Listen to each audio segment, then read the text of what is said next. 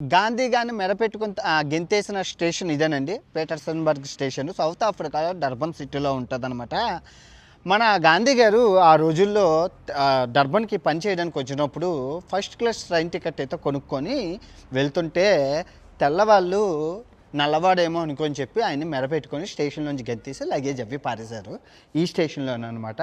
So దానికి గుర్తుగా ఇప్పుడు ఈ స్టేషన్ క్లోజ్ చేసేసి గాంధీ గారు ఆనవాళ్ళతోని మొత్తం అంతా పెట్టారు. చూసుకోవచ్చు, చూస్తున్నారు కదా గాంధీ గారు మొత్తం మహాత్మా గాంధీ గారు సత్యాగ్రహం స్టేషన్ చేసేశారు. సో మీరు చూసుకుంటే ఆయన ఇగో హర్ట్ అయింది.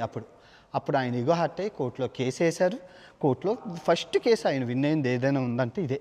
తర్వాత ఇదిగోండి మహాత్మా గాంధీ గారు ఇక్కడ మన మోడీ గారు కూడా వచ్చారండి ఈ స్టేషన్కి. చూడండి ఆ పాత ఫోటో, అది కొత్త ఫోటో అనమాట. అక్కడ సూట్ వేసుకుని ఉండేవారు ఈ స్టేషన్ అనమాట.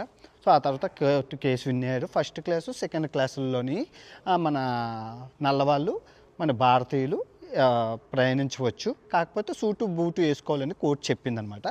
సో అది ఆయన్ని ఇక్కడ దించేయడం వల్ల ఆయన ఈగో హర్ట్ అయింది.